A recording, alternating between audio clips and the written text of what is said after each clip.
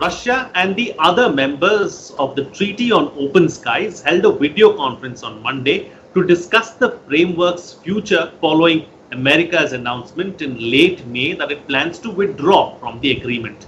The Treaty on Open Skies allows member states to conduct surveillance flights over one another's territories under certain controlled conditions in order to reduce the likelihood of a war by miscalculation.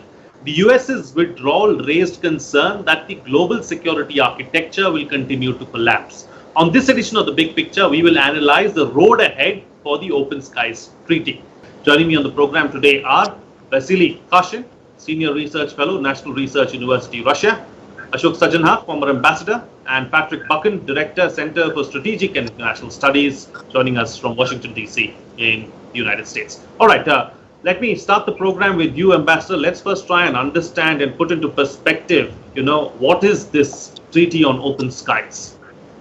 Frank, this Treaty on Open Skies is one of the pillars of global security. And this is basically to advance transparency. It is good to promote confidence-building measures, to promote predictability, to promote certainty. So as you mentioned, it is a treaty that allows unarmed monitoring air vehicles to go to each other's territory and to go over the military establishments and to inspect and to survey these establishments. It was started in 1992. That is when President George H.W. Bush was the president. And after ratification, it came into effect in 2002. It has 34 members. One of the members, 35th member, Kyrgyzstan, that has not ratified the treaty as yet. And as you mentioned, on the 21st of May this year, it was announced by America, by President Trump, that they are going to withdraw from this treaty because they said that the Russians are not abiding by the principles, by the objectives of this treaty, because they do not allow the aircraft of the United States and of the other members. Out of these 34 members, it is United States, it is Canada, it's a large number of NATO members and other EU countries also. Russia, Belarus, they are also members of this treaty.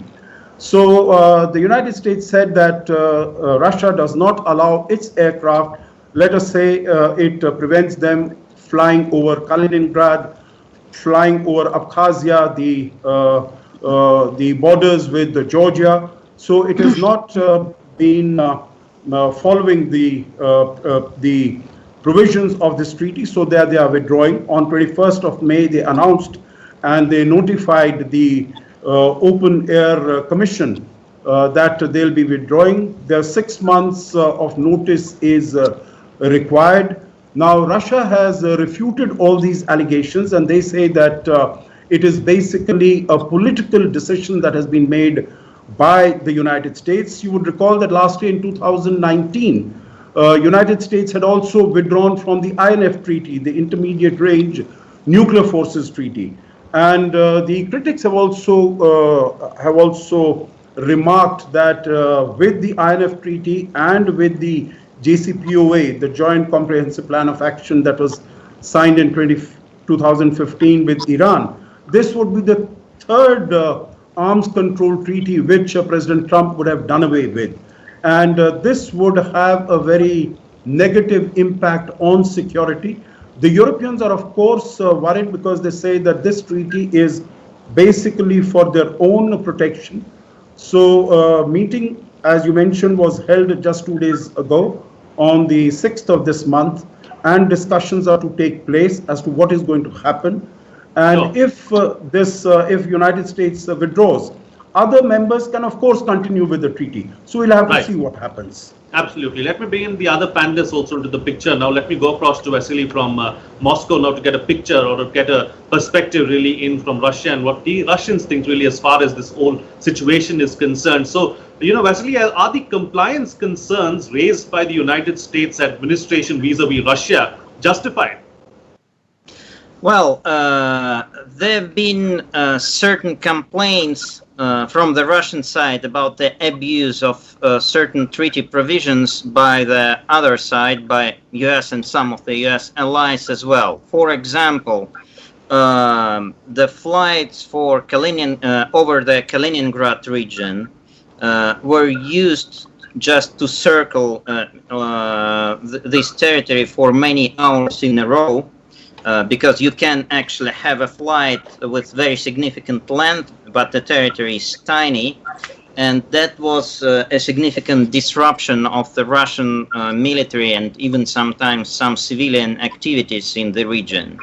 The flights over the border areas, which are unregulated and are regions of frozen military conflicts, would also be problematic. So there have been significant problems with that. On the other hand, we should remember that actually the treaty was about the military transparency. It was about the inability of one or another side to move forces covertly to conduct a military build-up or to prepare, for example, an attack under the guise of exercises that allowed you to inspect any kind of military activities which are undertaken by another side. To use it, to withdraw from this treaty just because you were forbidden to use it to monitor two problematic zones, which are very small, and taking into account the fact that there were abuses from the other side when they were just flying over Kaliningrad in circles for many hours and creating problems. I mean, it doesn't look like a valid reason for withdrawing from such a fundamental agreement. Okay. Patrick, let me bring you into the picture now. This is about military transparency, like, Vasily Kashin just pointed out. But, there's a sense that President Trump wants to, move away from most of these multilateral organizations, like the ambassador himself pointed out, about the Iran nuclear deal and many other such things, the latest being the WHO as well. So, what's the ultimate game plan? Is it that the president doesn't like these organizations? Does he believe that these organizations are truly anti-America? Or what's it really? Yeah, thanks, Frank. I think look, there is no question that this administration takes a very different view towards multilateral institutions, whether they be on trade, whether they be on arms control, whether they be on travel. What is important, though, I think that some people are missing in this debate, whether it be about Open Skies, INF, JCPOA, is that if the other side, that is the non-US side, is not in compliance with the agreements as stipulated in the treaty, then we risk the entire multilateral architecture built after World War II, which has served us all so well. If we allow one treaty to not be upheld and the regulations and laws that govern that treaty, then we risk the whole architecture becoming redundant. So I think one side of the argument could be, yes, the Trump administration takes a very dim view and the America First agenda. But in fact, those of us who do believe in the liberal rules-based order would argue that if we allow one treaty to not be upheld, then we risk throwing the baby out with the bathwater, so to speak. And as the ambassador did point out, yes, we have seen the United States withdraw from three fundamental arms control treaties under this administration. But also, if we look back a little bit earlier in this century, and I know it sounds very strange to say in this century, but if we think back to the Bush administration pulling out of the ABM treaty, which is the so-called ballistic missile shield. So we have seen the United States over the last 20 years slowly walking back some of those obligations and the argument they do make is, one, it doesn't suit America's security interests, but two, the other side, if you will, is not upholding its obligations. Right. So, Ambassador, I think that's a very valid point that Patrick is making, and I'd like to take that point forward with you. What's going to be the fate of the other treaties now going forward? If the idea and agenda is to get out of most of these treaties, why have these treaties at all? No, that's right, but I think they have been able to bring peace and security and some measure of trust and credibility as far as the operations are concerned, and these countries have really been able to work together. As I mentioned, this treaty came into being in 2002, so it has not been all that long a time. It's just been about 18 years. And INF that came into being in 1987, and that also was given up last year. And the only other arms control treaty is New START, the New Strategic Arm Reduction Treaty, and that also is due to expire in February next year. And so far, we have not really seen anything happening either to extend it or otherwise. There seems to be, even within the United States itself, and of course amongst NATO and European countries, there seems to be quite a division because the Democrats in the United States seem to be suggesting that this is something that has served the country well, served the world well, served Europe well. So we should continue with it. So, Mr. Biden, who is the Democratic nominee, he says that if he were to be elected on the first day that he comes back into office, he is going to sort of, bring this treaty back. And and all whether it's in the Senate, Armed Forces Committee, Foreign Relations Committee, Chuck Schumer, and all very many senior Democrat senators, they have been saying that it should continue. As far as Europe is concerned, whether it is France, Italy, even in the meeting that took place 2 days ago, there were more than 10 members out of the 34 members which expressed regret that the United States was withdrawing from this treaty. So as it appears, although the United States has said that if Russia were to resume compliance with the provisions of the treaty, they would be ready to come back to it and continue with it. But as it appears, this seems to be more of a political decision. So it is going to make the region and the world, I guess, if this treaty also were to go away, somewhat more unsafe than it would be with this treaty around with us. Okay, all right. So one more opinion that is doing the rounds, that's going about, Dr. Kashin, is this, the fact that understandable this has been in place and this treaty has come into being only 18 years ago. But let's not forget technology too has evolved tremendously over the last 18 years. So with modern drones and satellite technology, has the treaty outlived its utility? Because that is one point that is coming through as well. Well, Open Skies Treaty is still very valuable. Of course, satellite technology has improved, but satellites are flying at predetermined trajectories, which are known to all sides, and that is allowing the other side to take certain measures to cover the military activities. Satellites have certain limitations depending on the weather. They cannot see below the clouds. So the ability to send at any time a reconnaissance plane into any location which is looking suspicious for you is very valuable. It's giving you an opportunity to actually check what is going on. For example, is there concentration of troops which is looking offensive, etc.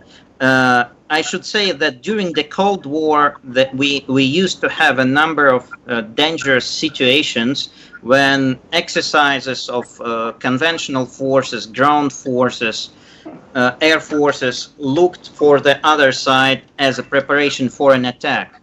And at that time, such a capability would greatly improve our security, and it's very valuable now, especially now when the relations between Russia and the United States are so bad. Well, drones cannot.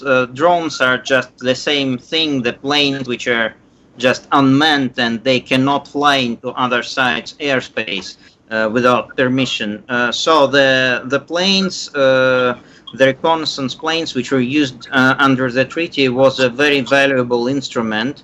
And of course, at some point, the American side was very much concerned about the ability of Russia to use these planes to get some information about the U.S. military activities, which couldn't be accessed by any other means, and that was also a matter which was discussed during the negotiations and during the discussions of the issue in the American media.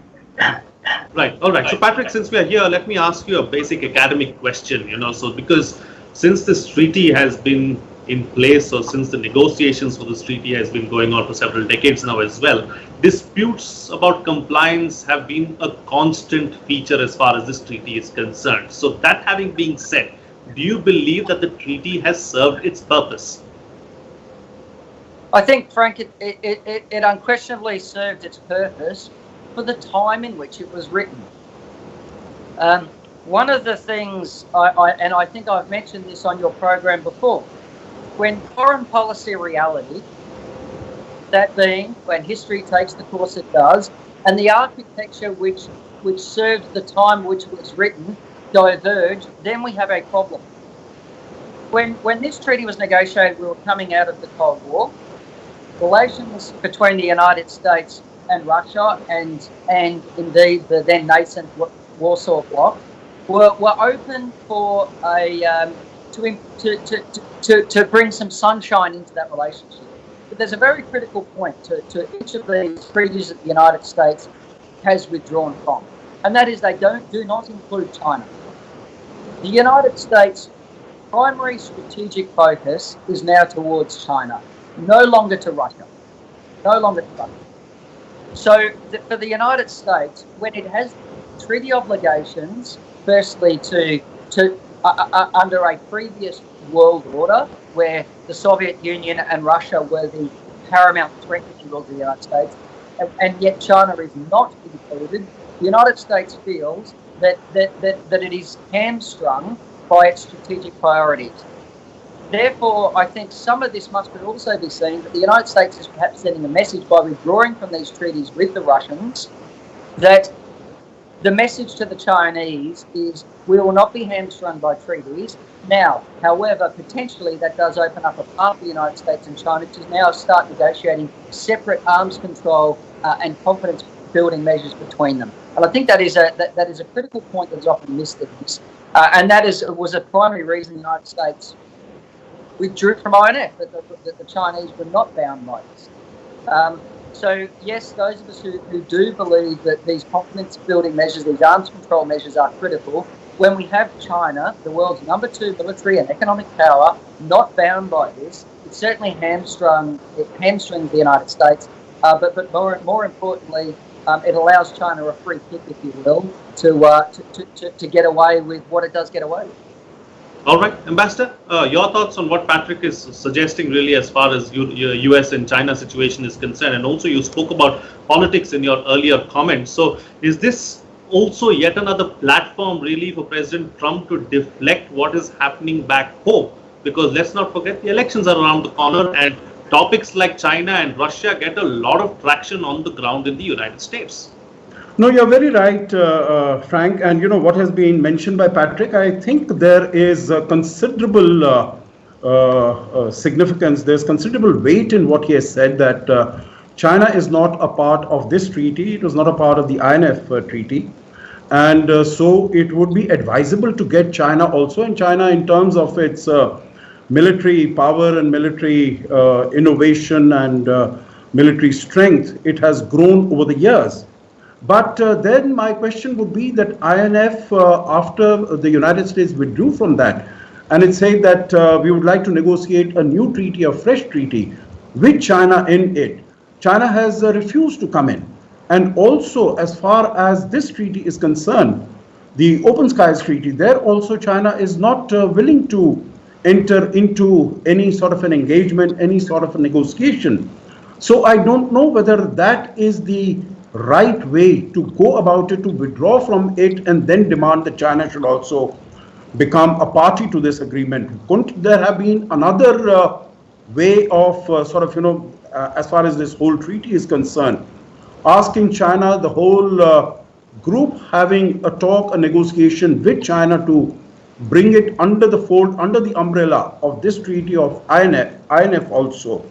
So I agree, I recognize the salience of what Patrick has mentioned, but I'm not very certain whether this is the right way to go about it. And the last question that you mentioned about politics, I think in terms of politics, this has the potential to further polarize as far as the domestic constituencies are concerned, as far as the domestic electorate is concerned.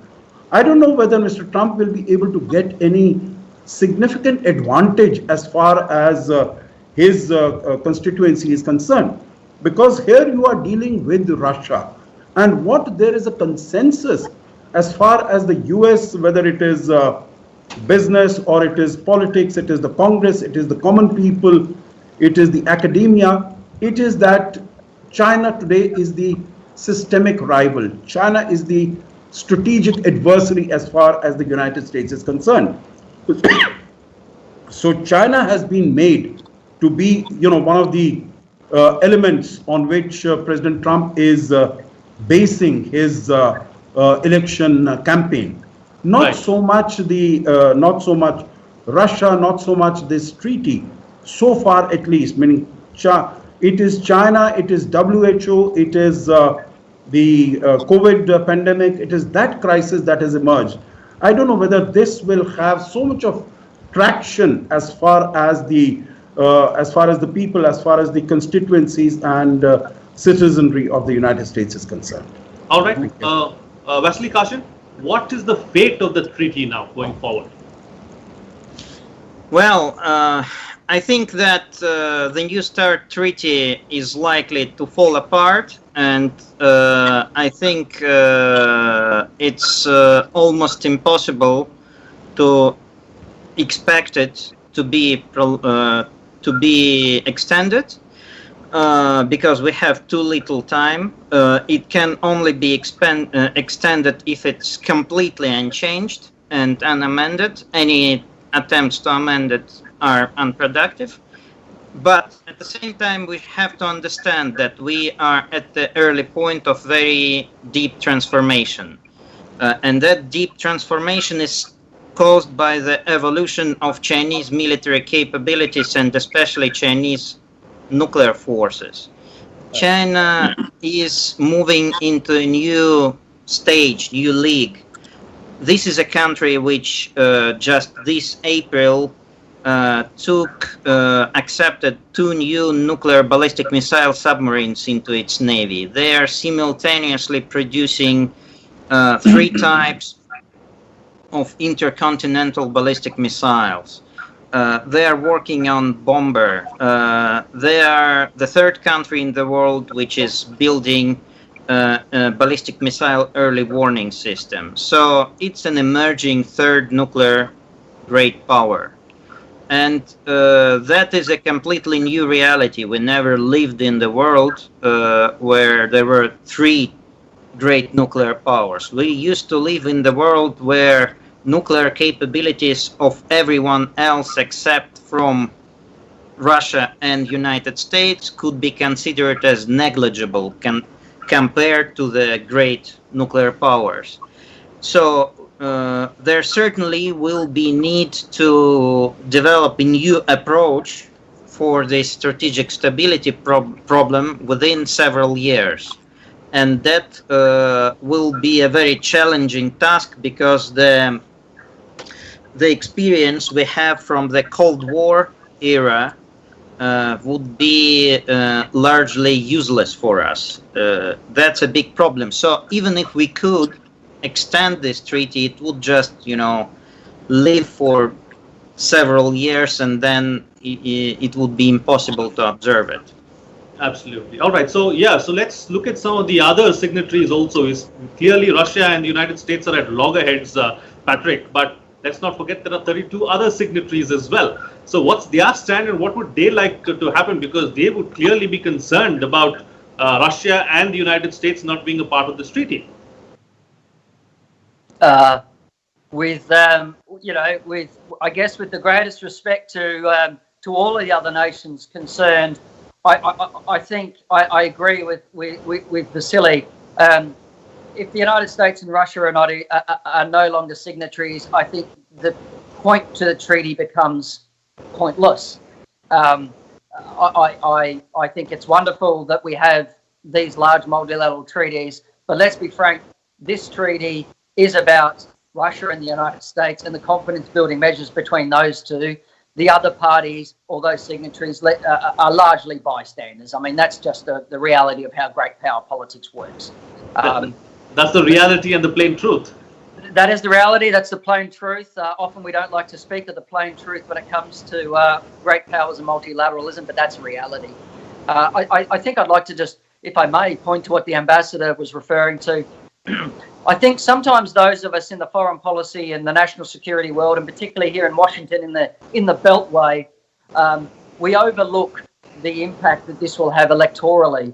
I'm pretty confident to say that the vast majority of the American people are not aware of the Open Skies Treaty, and I'm not sure that, folks who are in Peoria, Illinois, as they're worried tonight about COVID, paying the mortgage and the rent, the grocery bills and the electricity bills, are going to swing a single vote based on the United States withdrawing from the Open Skies Treaty.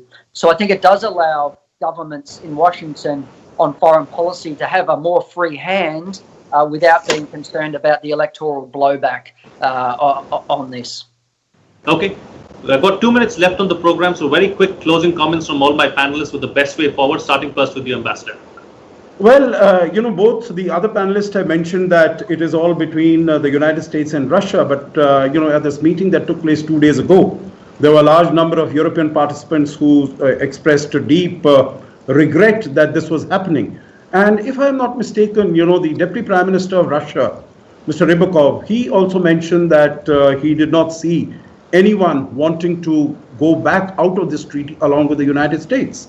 So Russia has expressed its satisfaction and happiness that this treaty will continue even without the United States. And we've had examples, Frank, like you had the Trans-Pacific Partnership Agreement, TPP. So the United States withdrew, but the other 11 members have continued with it.